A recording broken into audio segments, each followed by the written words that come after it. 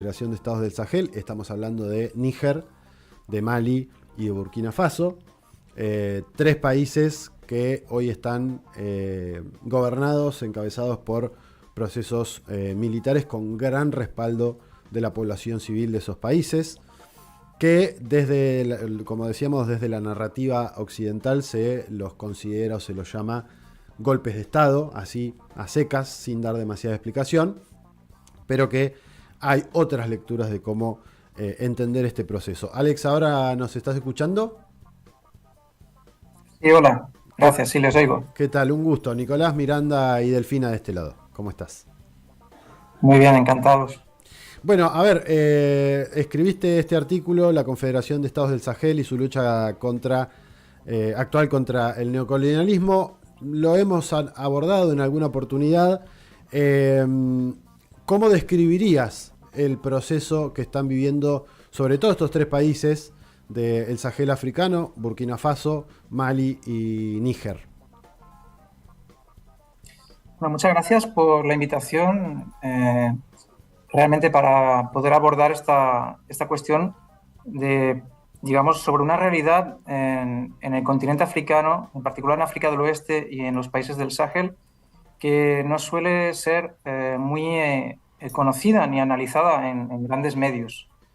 La verdad es que estamos en un proceso en el cual se ha acelerado mucho la historia en estos tres países, en particular desde el año 2020.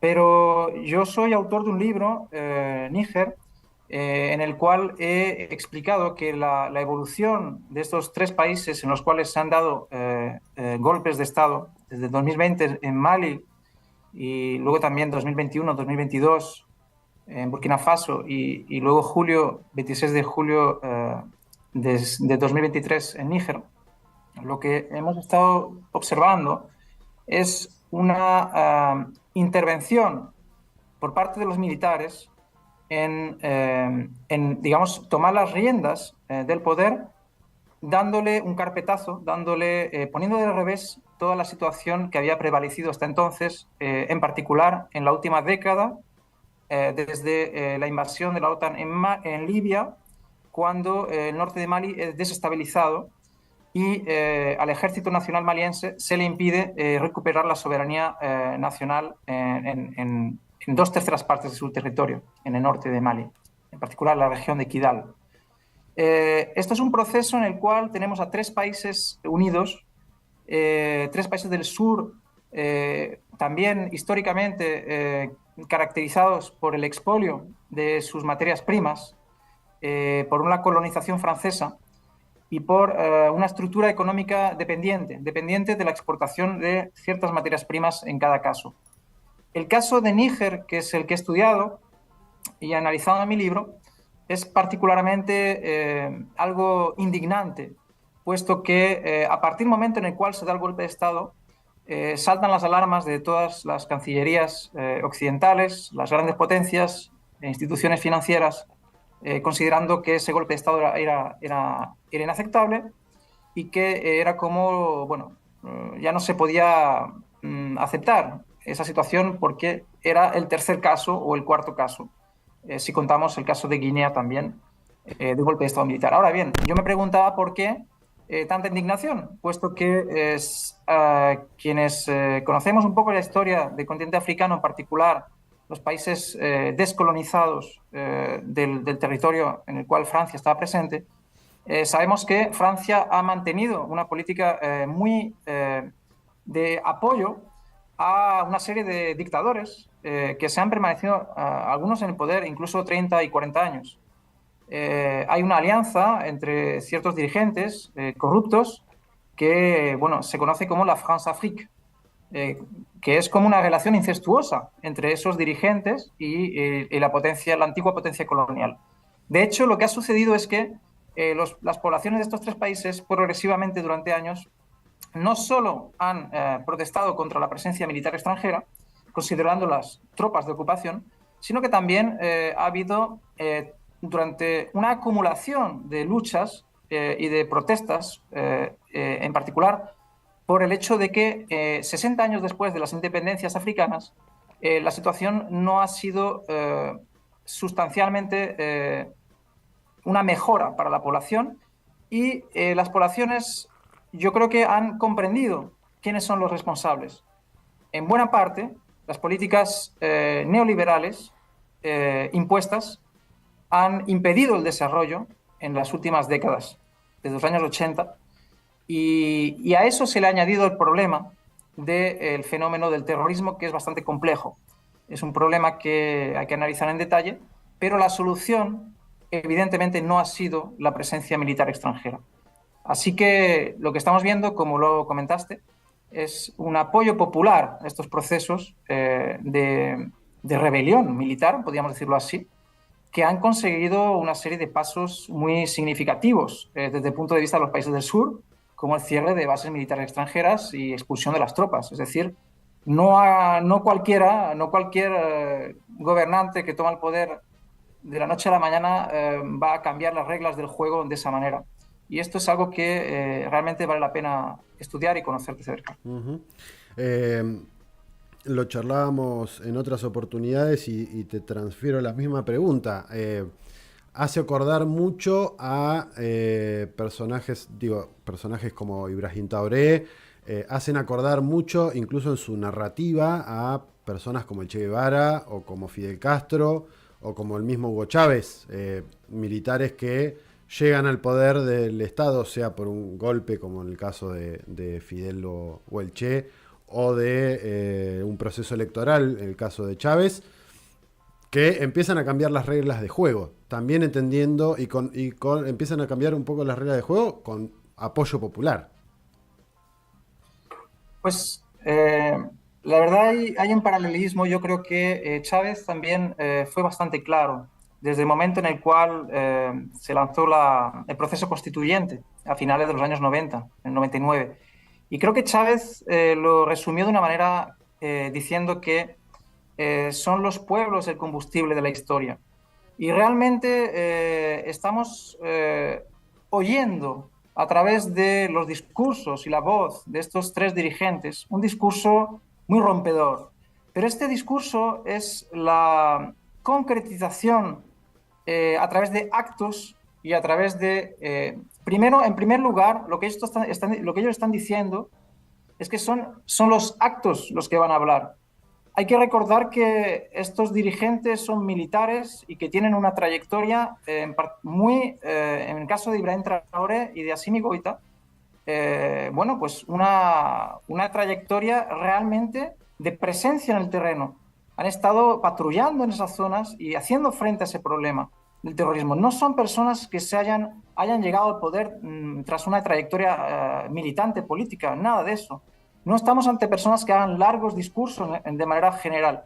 Ahora sí que es cierto que Ibrahim Traoré, en caso de Burkina Faso, se apoya también en una tradición, que es la de la revolución burkinabé, que sigue estando muy presente en la población, en el discurso y en las luchas populares.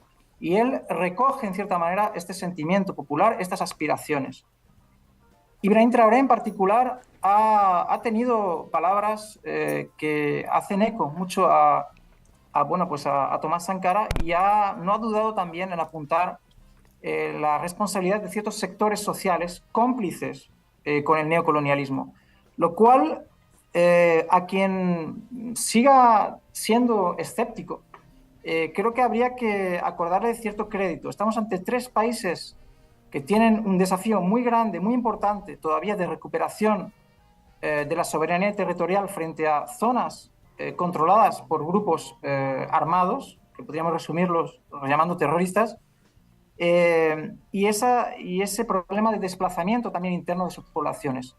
Y a pesar de eso, están llevando a cabo un cuestionamiento del orden, incluso a nivel económico y social.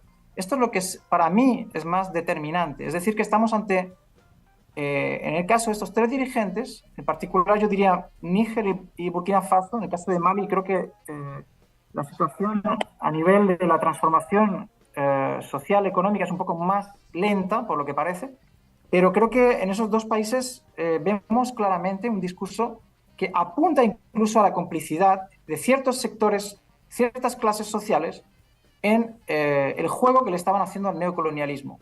Y ahí estamos tocando, digamos, el nudo de la cuestión. Es decir, si va a cuestionarse el sistema de acumulación capitalista y si se va a dar paso a un sistema en el cual ya no la población no siga estando tan desprotegida. Tenemos en cuenta que un 80% de la población todavía estamos en zonas, es población que está en la agricultura, digamos, que no está modernizada. Estamos en zonas, digamos, de subsistencia. Y digamos que la industrialización, el desarrollo de grandes proyectos de infraestructura son elementos que podrían realmente dar paso a garantizar los derechos de las poblaciones. Hay que saber que, bueno, si observamos las cifras, en el caso de Níger, es uno de los, bueno, prácticamente el país durante las últimas décadas situado en el más bajo indicador de desarrollo humano en el mundo. Y al mismo tiempo es un país con grandes recursos, y en particular el uranio, que es una materia prima estratégica, que le proporciona a una potencia como Francia, le proporcionaba pues lo que consideraba la soberanía energética. Sin embargo, no es así, puesto que Francia dependía de esa exportación del uranio. Así que tenemos países con recursos fenomenales en el subsuelo y al mismo tiempo con una pobreza extrema que es indignante, ¿no? En ese sentido, creo que el hecho de que se amenace de guerra, además, a estos países ya enfrentados al problema del terrorismo, es algo realmente inaceptable desde el punto de vista de los pueblos, ¿no? Alex, ¿qué tal? Buenos días, Delfina, te saluda de este lado. Yo justamente te quería consultar por la cuestión más económica, no estructural, detrás de estos nuevos procesos, ¿no?, que se están dando, que ya no tan nuevos, pero en los últimos años en estos países. Y justamente tiene que ver con el planteo, digo, si efectivamente en los discursos de estos dirigentes, en estos procesos, se está dando vistas de cuál va a ser ese programa económico que se pretende llevar a cabo y que no tenga que ver justamente con un proyecto neocolonial. Y en esa línea, ¿qué vistas hay en términos del cambio mundial, ¿no?, que está viendo, ¿no?, este nuevo mundo multipolar que se abre? ¿Qué diálogos, qué posibilidades, o si no los hay, aparecen en estos procesos en relación con este nuevo mundo o esta nueva forma de orden mundial que está apareciendo hoy? Gracias. La primera cuestión sería la de las relaciones internacionales.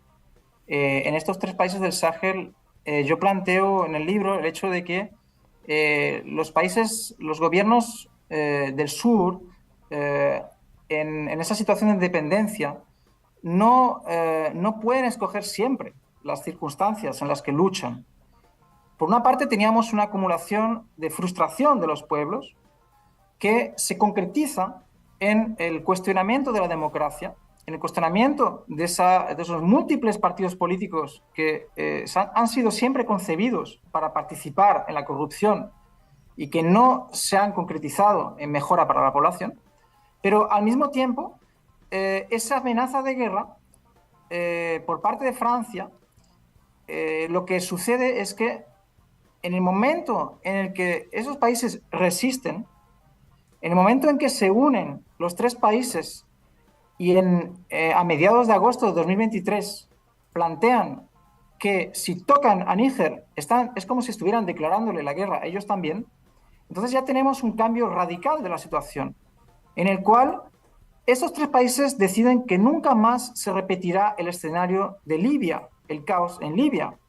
Con lo cual, este gesto de solidaridad, este gesto de unión interafricana, en un primer momento se da a nivel de la seguridad, de un pacto de defensa común. Esto tampoco se crea de la noche a la mañana, sino que tiene su historia también en el pensamiento emancipador del panafricanismo, históricamente. Pero una vez que esto se da lugar a la Alianza de Estados del Sáhel, que se crea el 16 de septiembre de 2023, ahí entramos en una nueva fase en la cual la urgencia, lo más importante era que las tropas se fueran de Níger. Y así fue. a finales de diciembre de 2023 fueron expulsadas. A continuación, recientemente, en el mes de marzo, igualmente también las tropas estadounidenses salieron del país. Las tropas alemanas, más recientemente, en este verano, también fueron expulsadas del país. Por lo tanto, estamos ante un cambio total en el giro, digamos, estratégico. Y a eso lo que hace es que se materializa en una apertura hacia otros socios. Ahora, hay personas que cuestionan a lo mejor la alianza con Rusia. Hay que saber que, bueno, en Europa hay una gran propaganda de rusofobia que plantea que todo lo que sea ruso es negativo. Ahora, desde el punto de vista africano, desde el punto de vista de un país del sur sometido al neocolonialismo, el discurso que están planteando es que ellos tienen derecho a escoger sus socios en función de sus necesidades. Rusia les plantea una cooperación militar y seguridad que les parece conveniente, tienen el derecho de escoger ese socio y tienen el derecho de hacer errores si fuese ese el caso. Así que, por otra parte, Rusia no es el único socio, sino que, como bien lo has indicado, estamos ante una apertura hacia los BRICS. Níger realizó una gira hacia Turquía, Irán, Rusia, este último, en el mes de enero de 2024. Y ahí se vio cómo realmente hay una visión por parte de Níger de salir, por una parte, del bloqueo al cual le estaban sometiendo de una manera muy audaz. Y es que Níger no se quedó en una actitud defensiva, sino que fue hacia adelante y dijo, en el mundo tenemos derecho a Níger como país del sur con su historia, tiene derecho, además, con sus recursos, a establecer lazos comerciales y de todo tipo con otras potencias. Y esa es la situación en la cual están estos países. En particular, bueno, Burkina Faso, Níger, también Mali, tiene una estrecha cooperación con Rusia, pero también con otros países del sur, con China, como dije, Irán, Turquía y Rusia. Y eso se concretiza también en proyectos, incluyendo también el desarrollo de la tecnología nuclear para favorecer la energía eléctrica.